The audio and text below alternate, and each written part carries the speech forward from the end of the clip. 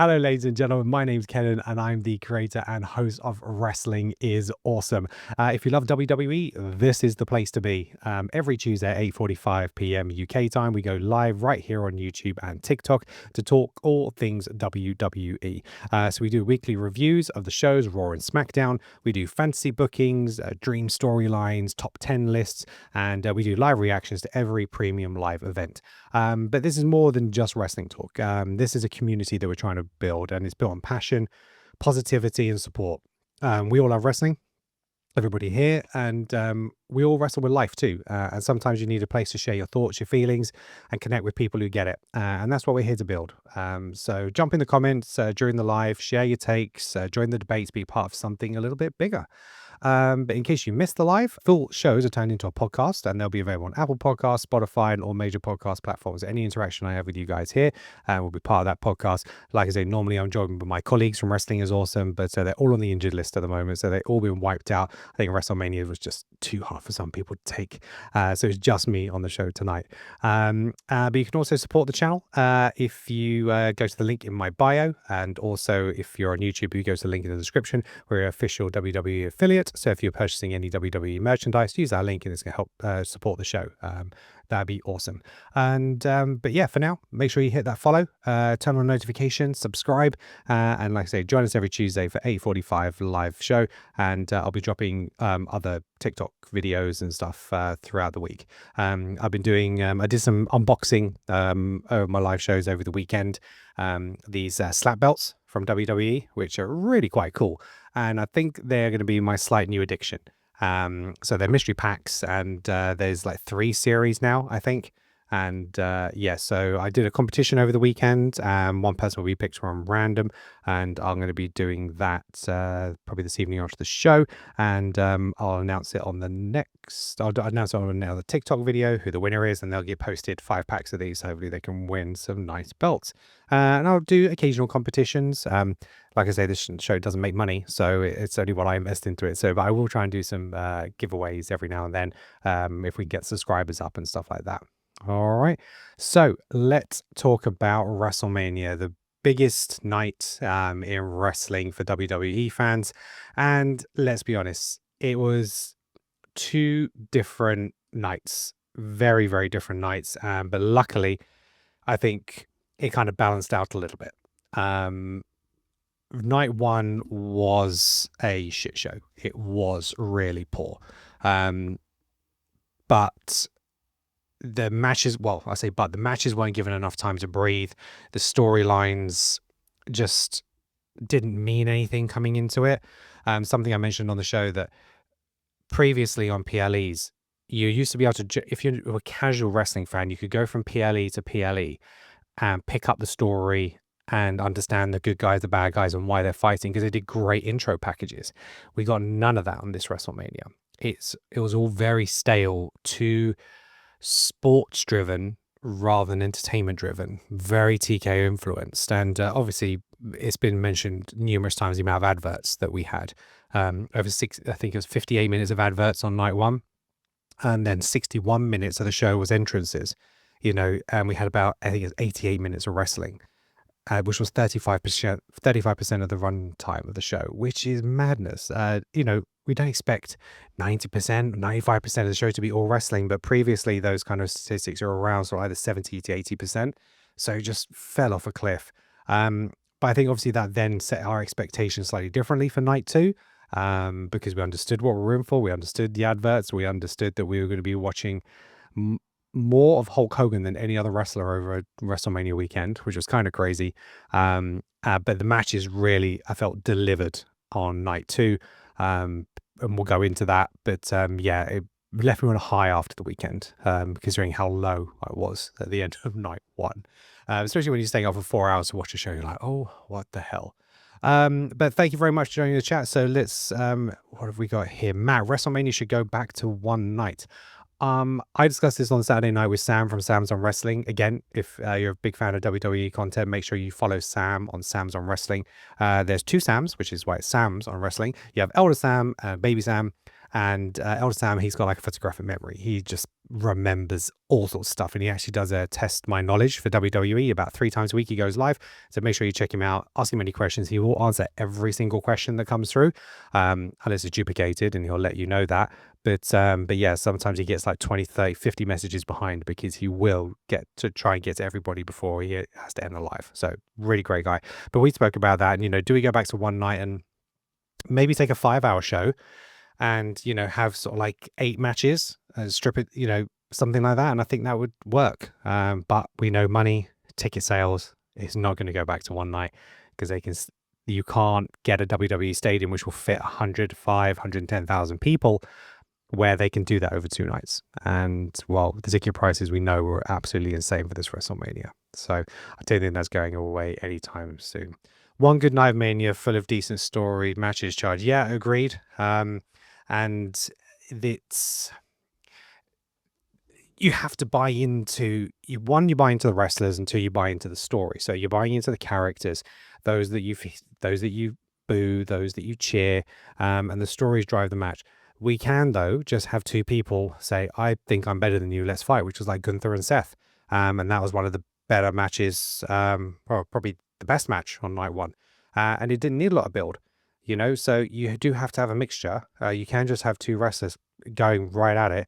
But others, you want that story, you want that narrative. At the end of the day, this is like a soap opera. It is drama, it's excitement, it's entertainment, and that's what we're here for. So when the payoff doesn't come, or you prioritize advertising a Hulk Hogan documentary over the wrestling matches, it becomes very, very frustrating. Proper heel work from Hogan, brother. Yeah. But you're right, Brino. Hogan was all over that show. Like I said, he was the most featured WWE wrestler over the 2 nights, which is kind of crazy. But yeah, there we go. Chard, Raw was awful. Oh, I wouldn't say it was awful. I think it's hard to meet our expectations now. On the live stream I did for Raw, there's not a lot of wrestlers out there where comebacks are going to be there, returning superstars. Everyone who kind of, if WWE wants, is there. Everybody else is tied up with other, AEW or TNA, whatever it is. So the only real things we're going to get were call-ups. And, we did get a few of those, and we'll kind of come into that. But it's, yeah, WrestleMania this year, and TKO have come out and said it. TKO CEO actually come out and said it, and said, we are in control of the creative of WWE. And yeah, we know it. We know it. Right, so let's just go through night 1. Let's start ranking them. You guys can give me your thoughts and opinions on it as well. Austin Theory, Logan Paul, and ISO Speed versus the Usos, LA Knight, in a 6-man tag team match. I thought it was okay opener. It's kind of fun, kind of got the crowd going a little bit, with the Usos and LA Knight. they are characters that the crowd are going to cheer and pop for, so that works. But yeah, again, I'm going to say it every time, it was a short match, nothing really meaty on the bones. And then we had a nice jump off the top rope onto the outside from ISO Speed onto Logan Paul. I just gave this a 2 out of 5. Then we had Jacob Fatu versus Drew McIntyre, unsanctioned match. Again, I think we were expecting a little bit more brawling outside the ring, maybe them going around the arena. It wasn't really a blood match or anything like that. We weren't sure what we were going to get, because it was free on ESPN2, Apple, whatever it is in the States. And so we're like, how much are they going to give away on this kind of match? And ultimately, it wasn't a lot. So this was just slightly better. I gave it a 2.5 out of 5. It was fine. I think pretty much everyone knew Jacob's going to win this. Drew can take a loss, and it doesn't mean anything, because he's just such a good character that he can bounce back from anything. So not a problem. Let's just go to the chat. Adam, evening all. Saturday night felt like an old PLE, but Sunday night felt like a Mania. The main event was fantastic. Yeah, I'd agree with that. It's night 1 didn't feel like WrestleMania. It didn't at all. The unsanctioned match was good, but a little bit more tame than I expected. Yeah, and I think that was the worry when it was going to be on that first hour. Like, yeah, it's maybe going to be held back a little bit, and they seem to cut loose more on the weekly shows. When they were brawling on SmackDown, that was awesome. They ended up coming off the scaffolding and fighting over cars and all this kind of stuff. I know you're not going to have as much arena interaction on WrestleMania, but it just felt like everything they'd done up to that point was better than the match that they actually delivered. We had 4 teams battle it out for the WWE Women's Tag Team Championship. Obviously, the champions, Nia Jax and Lash Legend. And then we had Alexa Bliss and Charlotte Flair, Bayley and Lyra Valkyria, and the Bella Twins. But not quite the Bella Twins, because Nikki was reported injured. There was a lot of talk coming up to it, which we mentioned on our show, which was like, maybe that's why they haven't put Asuka and Io in, because they were going to put the Kabuki Warriors in instead of Nikki and Brie. But then they were waiting up to the last minute. Then we kind of got the news that Paige had joined WWE or signed with WWE just before WrestleMania started. And so I was presuming, oh, you know what? She's going to turn up on Raw. That's where it's going to be. So I was like, you know what? Maybe AJ retains the title at WrestleMania, goes to Monday Night Raw. Paige shows up, very much like she did with the Divas Championship, challenges AJ and wins it on her comeback. Which I would have booked it that way. If she could have even done it with Becky, I think that would have been awesome. But she came out to replace Nikki Bella, and Paige and Nikki are your new WWE Women's Tag Team Champions. I always thought the Bellas were going to win. That was my prediction. So yeah, just they replace. I'm really happy Paige is back. I think she thoroughly deserves it. I think she's great, and I look forward to seeing what she can do. The tag team match wasn't a good match. Bayley was fuming. Yeah, I think she was struggling with that match in terms of how it was playing out. Again, it was just messy. It was a new stipulation. Well, I say new, but because it was a 4-way tag team match, it was a tornado talk. Well, it's kind of half a tornado because each person had one legal participant at a time. And that was kind of thrown on us out the night. We didn't expect that. So, yeah, I'm not sure how well that worked and how much advance notice they had that they might be able to work through that and how much they had to do on the fly. Jacob has joined the live. Jacob Fatu, I hope, has joined the live. Congratulations on stepping up to Roman and your match potentially at Backlash. Right, this. So yeah, I gave it a 3 out of 5, that match. Because of Paige. Got the extra half point for Paige. Seth Rollins versus Gunther.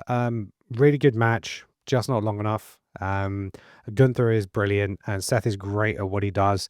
But I predicted Bron Breakker would be coming back. I predicted he would cost Seth the match, and that's how it played out. Again, it felt like a very predictable card. I tried to mix up my predictions. I was like, oh, you know what, Theory and Logan Paul, maybe they'll go over, and ISO Speed's kind of like he's been sitting back and he's not kind of working out, and then eventually he'll bust something out and he cause a problem, and the LA Knight and the Usos would end up fighting and stuff like that. But I forgot the old saying is the first night the opening match first night faces always win, and that I should have just gone with it. I should have known better. So Seth versus Gunther, I gave that 3.5 out of 5. Women's Intercontinental Champion AJ Lee versus Becky Lynch. Again, it felt quite limp. I was mixed in the build up to this match. I felt that initially Becky, I don't like whiny Becky. It felt very pantomime, a lot of her build up to this show. But then when the last couple of weeks came in and it was a little bit more calculated, they had the sit down, interrupted Michael Cole's interview, and some of the packages, I thought, yeah, this is cool, and a little bit of build to this. But then when AJ Lee came out with the kids, I was like, okay, that's a big entrance for her, so it's possible that she could win, but yeah, she's going to make the kids cry, and it's not going to happen, and that's how it turned out. So I thought AJ might retain, but yeah, Becky Lynch ended up taking the title, and I switched my prediction more because of Paige, and how that might play out, where originally I thought it was going to be Becky to take it. Women's World Champion Stephanie Vaquer versus Liv Morgan. We knew this was going to be an interference match. We knew it wasn't going to be clean. Apparently, this match was supposed to be a little bit longer, but both Stephanie and Liv were banged up from the last couple of weeks, and so they didn't want to risk it by going too long, is the rumor. However, then Liv put on a big match on Raw against Ulrika, so I don't know how much that is true. You never know what's true these days. But yeah, it was what I was expected. I expected Liv to go over, but again, just not enough time to really invest in the match. So again, for me, it was a 2.5 out of 5. Let's just head over to the chat over on YouTube. Women's tag was better than I expected. I thought Paige looked really good. Yep, agree, Adam. Yeah, totally.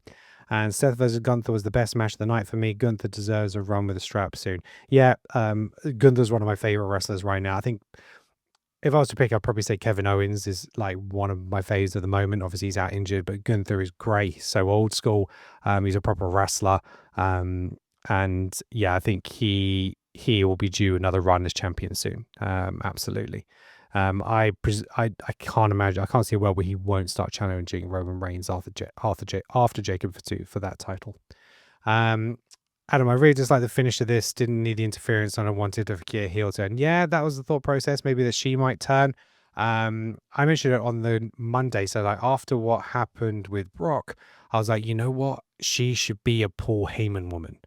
Put Paul Heyman with Stephanie Fakir. Have someone on the mic to be able to deliver for her, and she would be an excellent, excellent heel. That's how I'd book it. I think that's the way to go. Chard, had AJ online today. I wish her well. I suggested she would be a great librarian. Okay. Oh dear. Right, what else did we got? And then we had Cody Rhodes versus Randy Orton for the undisputed WWE title. This was a match, and everybody said it. It had 20 years of history.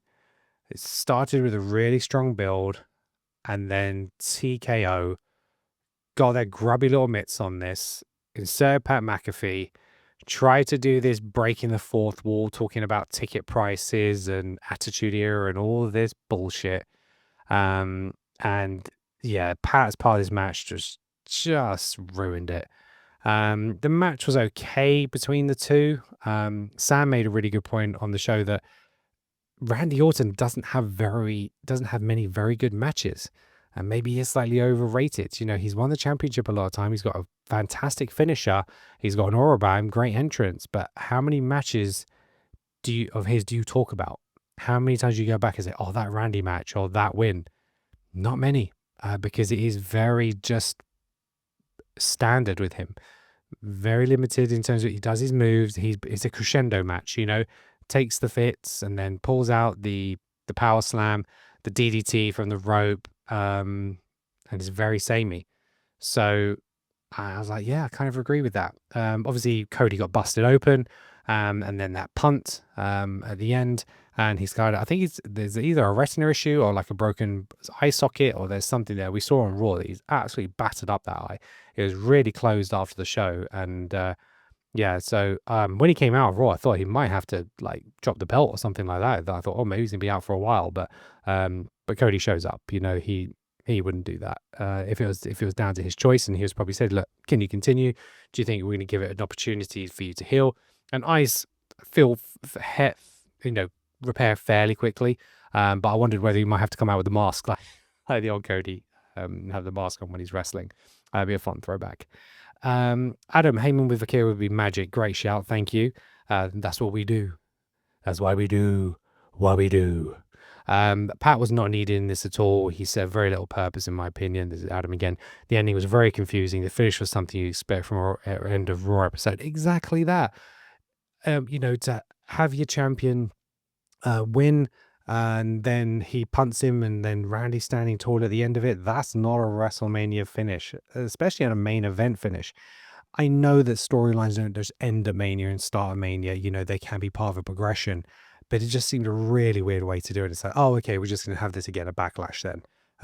We might not have it a backlash because of Cody's eye. Maybe they'll have to stall it a little bit, but yeah. Chard, Randy against Bray. Yeah, that was a fine match. But see how much you have to dig? You're not reading off a list of Randy matches, even though he's a 14-time champion. So, yeah, not. It's a thought. Maybe he is overrated. Maybe he is. Let me know in the chat. Is that a hot take? So night one for me, I think overall I probably would give it like a 3 out of 10. If we're still going on the 5-star, it'd be like a 1.5. It kind of happened. There's a couple of good spots. Seth and Gunther was pretty good, but that was a hard slog of 4 hours. It really was. But then we move on to night 2. And it opened with Obafemi His entrance isn't as great in the daylight, is it? It was really disappointing for him. It's like, why don't you have a dark enclosed arena? But yeah, this match delivered. Anyone saying it was less than 5 minutes and bitching about it, I don't understand. One, reset your expectations. Night one, you had a championship match, Liv and Steph go for 7 minutes. You had other matches go for 7, 8 minutes. Why did you think this was going to be like a 10, 15, 20-minute match? No idea. Even before the PLE and part of the predictions, I said this was going to be a 10-minute match maximum. I said it's either going to be a really quick squash, it could be over in 2, 3 minutes, or it's going to be a little bit of to and fro really, really quick. So when I saw how quick the matches were the first night, I was like, you know what? Between 5 and 8 minutes maximum. And it was 5 minutes. And you know what? As I would have booked it, Brock hit, they were squaring up to each other, a lot of pushing to and fro, testing that level of power. Very similar to what Brock has done with other big guys. I'm trying to think who the other person that he kind of did this with. I think it was Goldberg. I think it was quite similar where they're kind of locking up and he pushed him down and was sort of like barking back at him and stuff like that. Very similar. Then he goes on the offensive, suplex over Femi and say, yes, this is how we should do it. This is brilliant. Suplex, F5. And it was no AEW no sell. Obafemi went down. He got up into one knee, kind of went down again, and then slowly got back up. The perfect sell. It's like, yeah, you took me down. I'm stunned, but you're not going to keep me down. And then he got up, went on the offensive, and came out with the win. It was just perfect. And luckily, I mean, the fear was that they were going to put Brock over, wasn't it? It was just like, it kept nagging at you getting closer because it's like, Obafemi's kind of been on top throughout the last few weeks. And are they really going to do this? Are they going to screw over Oba and just like ruin him from the start? This could be a very WWE TKO thing to do, but they didn't. They delivered. Oba showed some great respect to Brock as he was leaving the ring. He kind of did a sort of like imitation of taking off that cowboy hat towards Brock, and it was fire. But then the unexpected. Just gonna go to the comments. Tribal Chief, thank you for I acknowledge you, my Tribal Chief. Thank you very much. Jard Brock was awesome. He really delivered. And Munoz, ¿cómo estás? I'm very well, thank you. It was a real unexpected. When he sat in the middle of the ring, kind of hovering the camera on him, I was like, this is unusual. You don't really, but it's like, okay, well, Brock doesn't normally get beat that hard. So yeah, maybe they are going to focus on and see what his reaction is. The gloves came off and it was like, oh. And then he went for the boots and it's like, okay, this is happening. And it appears he has retired. There is talk about how much of this was expected by WWE because when Heyman came in, Brock threw up the X, which normally happens when someone's injured or something. But I think he was trying to say, this is real. Do you know what I mean? Maybe I am done. And so maybe it wasn't anticipated. And maybe that wasn't the plan. And he called it on the moment on the night. Maybe he told him just before he went out. Who knows how it went down, but I thought it played out beautifully. He showed real appreciation to the crowd. They did appreciate him, which was good because the crowd was shit. Oh my God, the Vegas crowd is so shit. My one night two, and the Raw was the worst. The Raw was the worst crowd I've seen in a long time. But anyway, I divulged. They did show him his flowers, and Brock walked off into the sunset, as it would seem. So for me, that was a 4 out of 5 match. It was not this. It wasn't long. It didn't need to be delivered what it needed to. So thoroughly happy with that. Let's go over to the chat. Adam, I like this. But I thought it was a little predictable. Intrigued to see who Oba is put with next. Yeah, obviously he came out on Raw, looking suited and booted. Whatever that man wears, he pulls it off. He looks incredible. And he just basically came out and said, the ruler is here. I was kind of disappointed with that promo, considering Raw was like 3 hours. It's like you could have given him a little much more time. He delivered a really good promo on the post show after Mania, where he spoke about, coming in and dominating and the fact that there is a new person in the title picture. And, he talked about going after Roman Reigns and, he can cut a good promo. But on this show, just delivered that one line and that was it. It's like, oh, we want more. We want a little bit more from him. Brock has to go down as an all-time great, legendary career and deserves his flowers. Absolutely does, Adam. Yeah. when you saw the video package of him, which I think showed on Monday, was it Monday Night Raw? They showed a video package of him. You forget how many good matches he's had and how many people he has put over, even though he has at times dominated the business. So I've got a lot of time for Brock Lesnar. I really like him, and whenever he does an interview, he seems really insightful. He seems really grateful, down to earth, and appreciative. He doesn't have. He has a certain arrogance of like who he is and what he means to the business and the world, but also on a human level, he seems like a nice guy. I know there's all the stuff that's going on with the Vince thing, but I think that's more about Vince and him saying stuff about and on behalf of, rather than anything that Brock has said or expected. But we'll have to wait and see. Then we had the Intercontinental Ladder Match. Penta, Dragon Lee, JD McDonough, Rusev, Javon Evans, and Rey Mysterio. What a great ladder match. It was very entertaining. We obviously have seen better ladder matches, but I think the participants put on a really good show. It was fast paced. They managed to do a lot in the time that they were given. And I thought Penta looked really strong. That Mexican Destroyer on the ladder was a great spot. Dragon Lee was strong. JD McDonough took some hell of bumps. I think for me, he's like the new Dolph Ziggler. He really could take a bump. Rusev had his moments, showing a powerhouse, and he took that bump from Rey Mysterio on the outside of the ring through the ladder. Javon Evans, he is bouncy as hell, and when he did that OG cutter off the top rope to Rusev off the ladder was brilliant. But that's all props to Rusev. Rusev just made himself available to Javon and absolutely smashed it. Dord, what is WWE? I don't know if you're trolling me, but it is World Wrestling Entertainment. We are here talking about wrestling, my friend.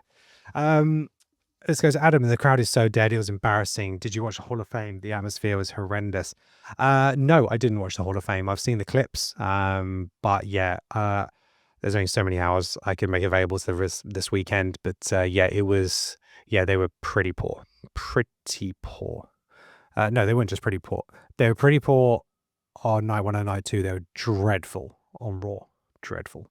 So I give that Intercontinental Ladder match a 4 out of 5. Dord, is it good? Is WWE good? That is a far more loaded question than you would have believed. WWE has been around for many, many years. I grew up on it. It is a passion of mine. And it is like the longest running soap opera. I'm fully invested in its characters. We have new characters. Characters retire, leave, pass away. The new ones come in, and it goes through peaks and troughs. It goes in cycles. So just come along for the ride. That's what I would say. You're going to have times where it frustrates the hell out of you, and times where you can just get behind someone and cheer the crap out of them. So... Adam, I love the ladder match. Everyone looking good and got something worth it. I thought Dragon Lee looked great. I struggled a bit with Javon. He's like a kid who eats all the Smarties. Yeah, he is. He is bouncy. But he's young. It's his first WrestleMania. I think he'll grow. I think on Raw, I think he does need to work on his promos a little bit. On Raw, he seems to get a little bit stuck on his lines with Ethan Page, where Ethan Page was just so cool on the mic. I think he just needs a little bit more time on the mic, but it will come. But I get it. He's someone who could get stale quick if not dealt with correctly. I'd be conscious of putting him on the show every week because he will keep busting out very similar moves, and you don't want it to become the norm because then he can't escalate and move up and go further. Then we have let's talk about Finn Balor and Rey Mysterio. The Demon returned. It was cool. It was a decent match. They made it into a street fight, which kind of added to that extra layer of brutality. But yeah, it was fine. I thought, and it was good for Finn to go over. I think it was the right thing to do. We didn't want to see the Demon get beat again. So it's not a match for me. Yeah, it was a 3 out of 5. Not really much else to say about that. United States Championship, Sami Zayn versus Trick Williams, the match that nobody really wanted. Nobody wanted Sami Zayn as US champion. Would have much rather have had Carmelo Hayes there, or even a triple threat would have been better. I thought Sami was going to retain. I thought that he was going to go full heel and kind of embrace that, but he didn't, and Trick came out on top. But props to Trick, he cleaned that ramp all the way down like he had tissue paper stuck to the bottom of his shoe. And it was kind of a weird entrance if I think about it. I thought it is very similar to SmackDown where he's kind of on the turn thing. So I thought something a little bit bigger, but hey. So I gave that a 2.5 out of 5. It was fine. Women's World Championship, Jade Cargill and Rhea Ripley. This was better than I expected. I thought Jade was pretty cool in the ring. I thought she did quite well. Better than I've seen her in a while. Rhea is just fantastic. We knew there was going to be interference. We knew Michin was going to be there, Elise and B-Fab. We knew Io Sky was going to come out and save her. So the only question was, could Io come out and cost Rhea, either accidentally or do a little heel turn? But no, she didn't. She helped her. And I really liked the reversal the Rhea did to get back into the Riptide for the final move. That was smooth. And yeah, so Rhea Ripley is your new women's WWE champion. Yeah, solid match. 3 out of 5. And then the main event, CM Punk versus Roman Reigns. The OTC coming out to his original OTC music. Punk coming out to his original New Japan theme before the new take on, he comes out to no music, hits the ground and goes, "It's clubbering time." Then his music hits. I thought that might have been a WrestleMania entrance, but it was the same on Raw. Can't say I'm a fan of that. It feels weird. But look, this for me was one of the best WrestleMania main events we've had in years. I think it's a top 10 WrestleMania main event contender. I think these two were brilliant in the ring together because they told the story. They told the story throughout the match. They berated each other. They goaded each other. It wasn't just two guys just putting on moves, which you can get sometimes. They told the story. They wrestled a story, and that's what can make a great match. You can have brilliant matches like a ladder match with loads of spots, but this was about delivering the story, and for me, they delivered fantastic match. It saved WrestleMania, to be honest. I enjoyed night one, but that just capped it off. So good. For me, that was a 5 out of 5 match. They couldn't have done anything else that would have made me happier. So absolutely loved it. You forgot to mention the Hall of Famer, blimp-loving, teeth-collecting, cold Steve-loving Danhausen. My friend, if I could show you my notes, I have not forgot about Danhausen.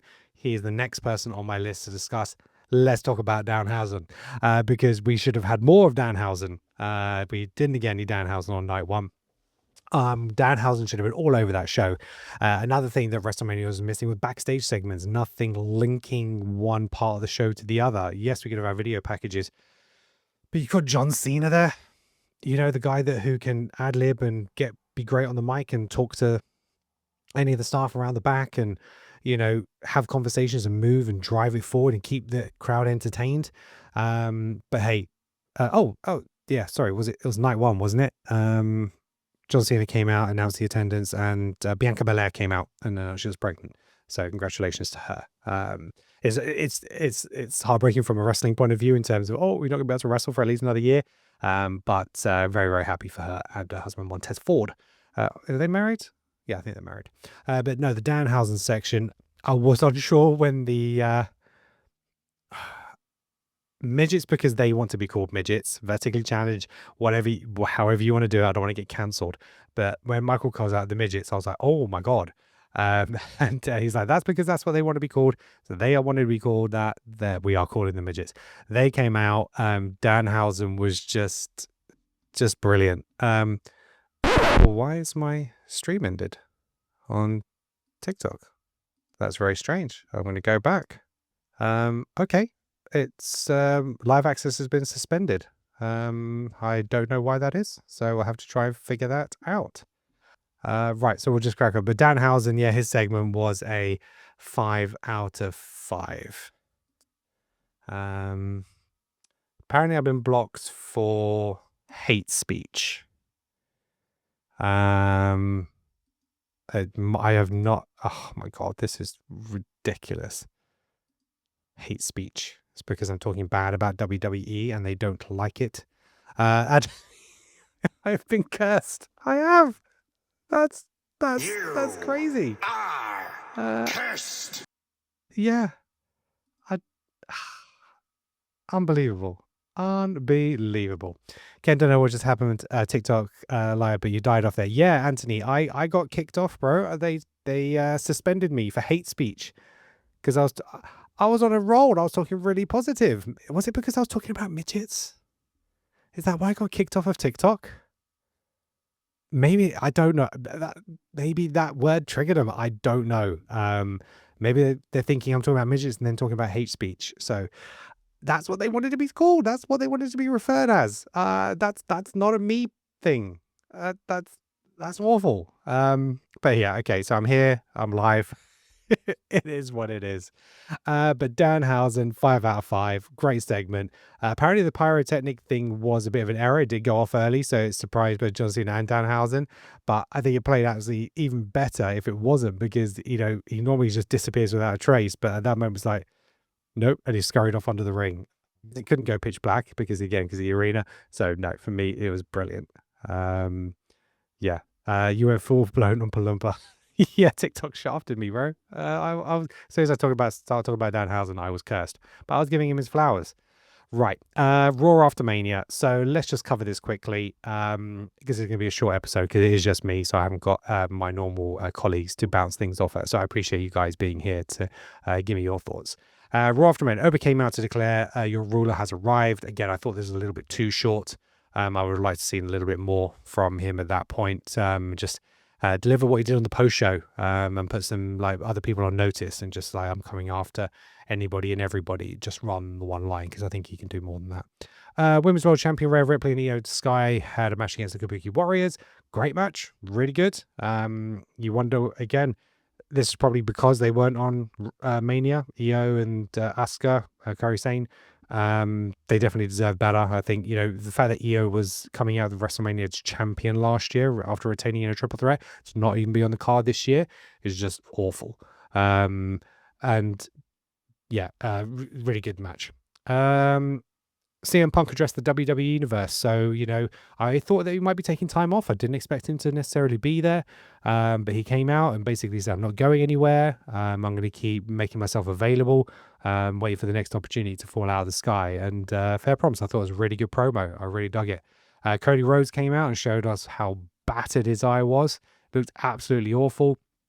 And Cody and Punk had a little weird exchange, but ultimately, Punk is saying that, in the future, title opportunity, that'd be nice, please. And Cody's like, yeah, anytime. At which point I would have just said, get a ref in the ring and let's go and batter the man with his busted eye. But hey, we could have had a great CM Punk heel turn. But that will be a match for the future. I wouldn't be surprised if that's the main event for WrestleMania next year. I think that would play well to the Saudi crowd, and well to the Saudi investors and, the money that they want to put up. I can see that being a main event. And I would have... Somebody mentioned the other day about Punk, he's like 47 now. How much longer would he have to go? If he can last it and if he's up for it, I would go for 2 more years. I would have him win a main event at WrestleMania next year, so he actually wins a singles match at WrestleMania for the championship. I think that'd be great for him and his legacy. And then by the time the next WrestleMania comes around, Gunther could actually retire him. And that could be a great match, put his career on the line. So that's kind of how I would book it. To the chat, Anthony, Danhausen has been a breath of fresh air on the comedic stance. Absolutely he has. We've had R-Truth and we're really grateful for R-Truth over the years. But yeah, it was really great to have something that's just very, very different. Then let's talk about the call out for Ethan Page. That was a nice surprise. I did mention it actually at the start of the show. I was like, I've potentially bring up Ethan Page and Ricky Saints. Could even bring them up as a tag team together to help drive that division, because it's really, really poor. But yeah, he came out, he had a match with Javon Evans, and he picked up a win after distraction from Rusev, who came out and stood tall at the end because he dominated and took out Penta. But yeah, Ethan Page, great talent, really great on the mic. He's going to fit in very, very nicely into that Intercontinental title picture. Adam, Ethan Page is a really good talent. I hope he gets a decent run on Raw.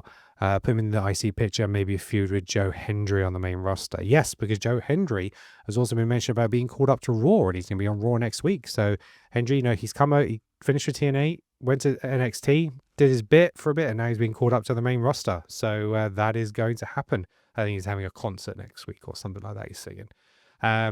But yeah, something which I spoke about on the live stream last night about the IC title is, we've spoken about on the podcast previously, where The main title on the show, World Heavyweight Champion or WWE Championship, that is the pinnacle championship of the show. There should only really ever be one, maybe two people in a position to vie for that title at any opportunity. That is the one where you keep driving to be that number one contender. And those feuds can go on for 2 or 3 PLEs, until we get to get where we need to with the story. The IC title is the workhorse title. Now, the US Championship is also, but that is one that goes out to open challenges, and it's kind of put on available every week. IC title, I think you can have lots of stuff going on for it, and lots of but a lot of people going against each other to build to be in a position to be the number one contender. Because you do have Penta, you got Rusev, you got JD McDonough, you got Ethan Page, Javon Evans. You can have some great feuds between these guys, all vying to get into that position to take on the IC champion, and that IC title should be put on the line every single month, even if it's not on a PLE, because you don't always have a room, but on a Raw, because we've seen it change hands on that as well. So I think having some more players in that IC title pictured area is a good thing. Not every feud has to be for a title. It can be vying for position to be next in line. So yeah, that's definitely the way that I go. So yeah, good stuff for Ethan Page. Looking forward to see what he has. Anthony, if you're pulling names out of the hat to get called up with matches, can you give me Saturday's lottery numbers? You've been banging with predictions for 3 days now.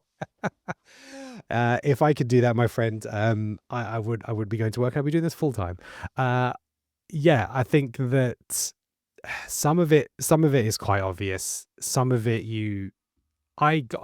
if I'd actually gone with my head, I would have been 7 for 7 the first night and 6 for 6 the second night, if I'd actually gone with my head.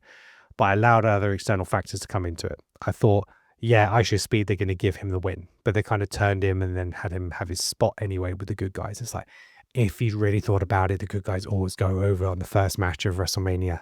They have to for the crowd. The one that turned me was AJ Lee. With Paige retaining, I thought, oh, they can really do something here. No, have her win and then have Paige beat her for the title the next day, when we found out that she was going to be signing with WWE. I didn't expect it to be on the show. So, and then night 2, I think I got all of them except Sammy, because again, I thought that if you're going to put the title on him so close to WrestleMania, why would you then have him lose? It's not like you're protecting Carmelo, because you had him beat twice by Sami Zayn. So I thought, well, then yeah, you're doing that to keep the title on Sammy to progress this feud even further. So So that whole thing didn't make any sense to me at all. And Roman, yeah, it was this time to put the belt back on him. And let's talk about that. So Roman Reigns basically has reunited the bloodline. We've got another version of the bloodline. It is welcome for me. I think that's going to be great. Brought the Usos in and said, I want you by my side, instead of being like this, we're getting taken down. He made reference to the podcast that Jey Uso was on. He said, we need to be like this. And he goes, I want you by my side as my equals. They're not just going to be answering to the tribal chief. We'll see how long that lasts. But no, I'm all for that. And then obviously we had Jacob Fatu come out and basically say, I don't want your championship. I need your championship. I need to do better for my family. I want the jet. I need the money. I need the bigger house to take care of my kids.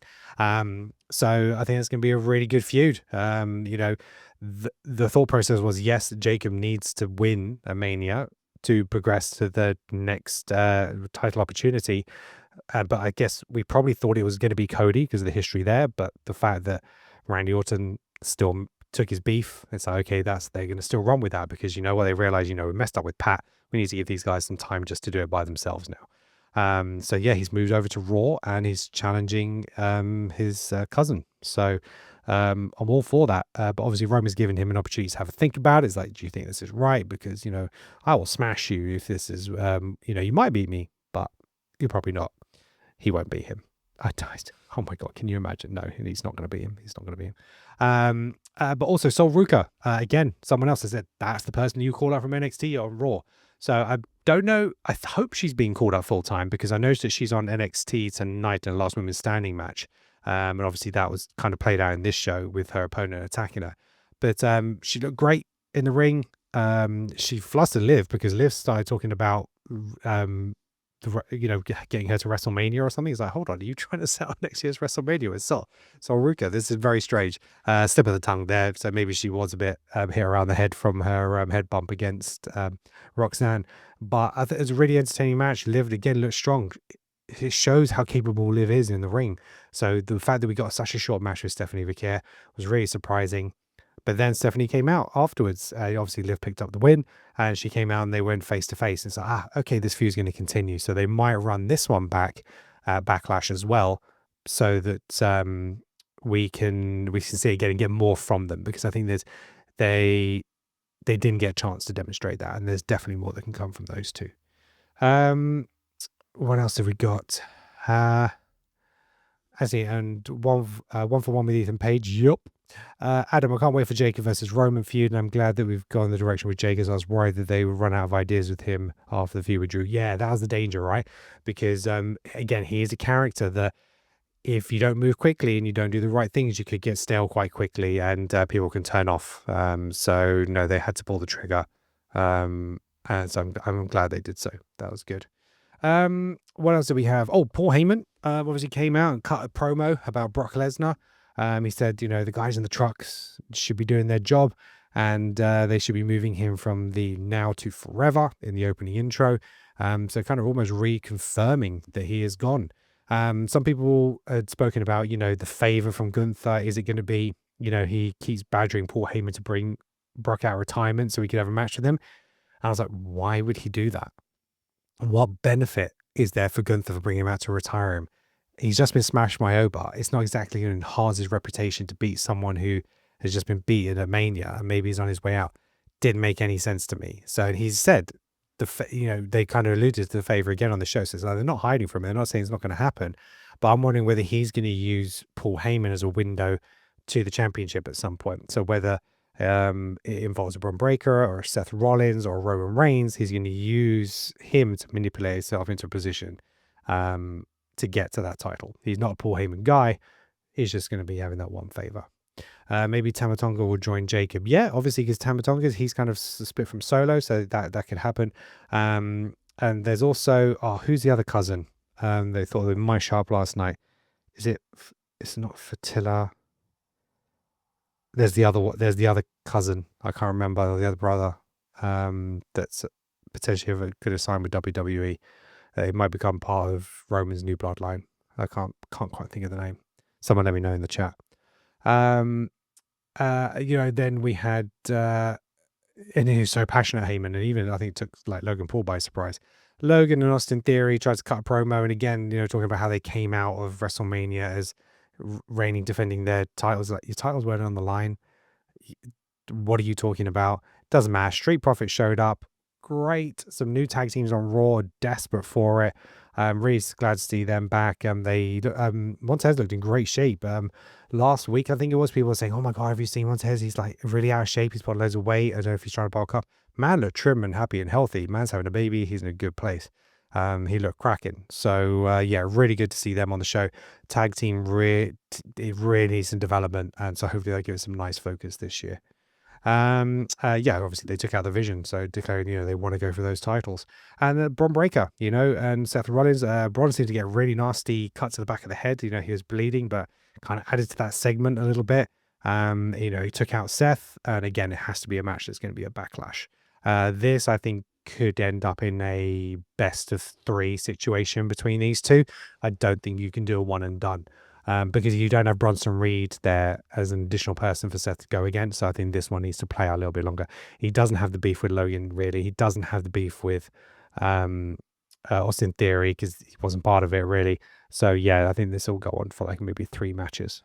And I think that was about it. I think that's everything covered. So, yeah. Let's see if I can jump back on TikTok. No, they're not going to give me the live. Okay, fine. Apparently they banned me till the 24th. Jeez. Outrageous TikTok. Okay.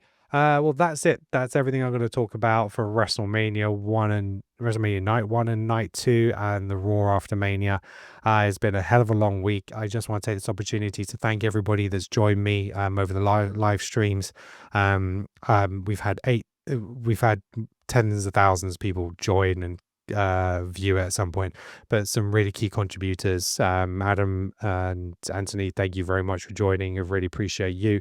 It's kept me going, it's really entertained me, and like I said at the beginning of the show, I'm trying to build a community here. It's not just about talking about wrestling. I want it to be a place where we can be passionate, we can be positive, support each other. So like I said, we wrestle through life, and sometimes you need somebody that you can chat to, or put something out there to get a feel of is other people going through that. And there's some really deep stuff shared over the weekend with families, parents, some struggles, and hopefully some people came out of the weekend feeling a little bit better, a little bit more supported. So that's what I'd love to be a part of. Anthony, I have a possible theory on the whole Tama Tonga with the whole face paint deal. I'm wondering if WWE contacted New Japan Wrestling about the gimmick, and if they're teasing a breakaway when the MFT split. Interesting. You know what? I'm going to pose that to Neil, because I think Neil is he'll be able to give a little bit more of that. He's very good with his theories. And bringing the Gorillas of Destiny back. Okay, so see, now that I'm not too familiar with. I know a little bit about New Japan Wrestling, but Neil is much more versed in that. So if he was here, he'd be able to support that a lot more. Right, anything else you guys want to talk about before I wrap this show? Zilla Fatu, that's who I'm thinking of. Zilla Fatu, or Isaiah Fatu, so he was born. He's another one of the brothers. That's who I'm thinking of. Thank you for the show. I really enjoyed it week after week. It has escaped from me whilst my health isn't the greatest, and I'm a teacher that brings those on its own stresses. Adam, respect for being a teacher. Kids these days are little SHITs, so I don't know what ages you educate, but I know what school. My younger brother is going to school over here. He moved over to Turkey, and he's going to school over here, and I've gone to that school a few times, and hearing some of the stuff that goes on there, I'm just like, geez. I've got friends who are teachers, and it's a very, very difficult world. It's not paid very well, so mad props to you for doing what you do, because it's a minefield. Secondary at Peru, secondary. Oof. Yeah, even more props to you. Adam. Right. Okay, well, that's it. Thank you very much, guys, for joining. I appreciate it. If you haven't, make sure you hit that like and subscribe, hit that bell to get notified on our YouTube channel. If you are listening on Apple or Spotify, make sure you hit that follow. Give us a rating if you can. I'd love a 5-star review. It'll help us move up the algorithms. That'd be fantastic. And like I said, we are on TikTok when they unban me, and I'm going to try posting some more videos and stuff like that on there. But yeah, that's it. And the affiliate link. So if you'd like to buy any WWE merchandise, there'll be a QR code here. There's a link in the description. That'll support the channel. So if you are thinking of buying anything from the WWE shop, use that link, and you'll be supporting the show. And also, I will occasionally have some exclusive codes which you'll be able to use to get money off on the website as well, so keep an eye out for those. Right, that's it. So thank you very much, guys, and until next time, wrestling is awesome. Peace out.